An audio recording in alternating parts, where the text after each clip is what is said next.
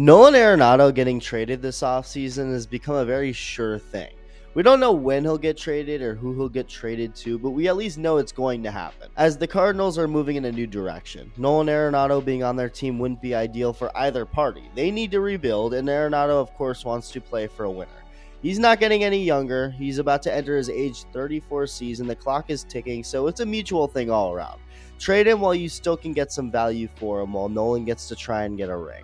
And the trading part is exactly what the Cardinals just tried to pull off with the Astros, except the deal was rejected, but not by the Astros, rather Nolan Arenado himself. Really quick, as always, if you're part of the 59% of viewers not subscribed yet, go ahead and hit that button if you enjoy the videos, as getting Nolan Arenado now in the current state of his career wouldn't be anything that crazy considering his age and steady decline over the last few years. His defense is still incredible at third base, as good as it's ever been, but the bat has dropped off a bit. Now, he's still young enough to the point where it wouldn't be that surprising if Arenado came out and put up a really good offensive season next year. It's clearly not at all a sure thing to bank on, but adding Nolan Arenado even at this stage of his career would be a nice add to any team. And the Astros, who have no third baseman at the moment, since Alex Bregman's a free agent, just went for a move that might have eliminated any chance from them bringing Bregman back, because they were at least on the way to making a trade for Arenado. Both sides were, but in this case, instead of it taking two to tango, a threesome needs to be involved, because Arenado has a no-trade clause in his contract,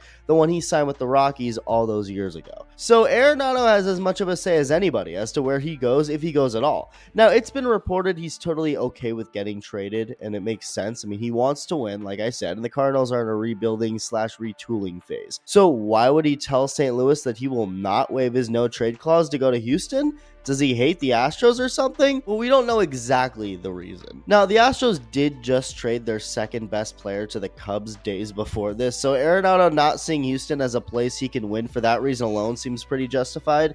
You know, especially when there are plenty of other options out there as teams, and this is what has since been reported.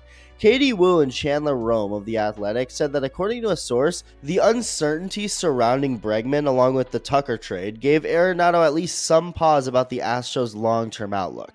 And he didn't want to make a decision this early, especially with the uncertain situation Houston is in as a team. Apparently, Arenado could still end up in Houston eventually in a trade. It was said there were still ongoing talks between the two teams, although another source made it pretty clear that the Astros weren't very confident in a deal getting done.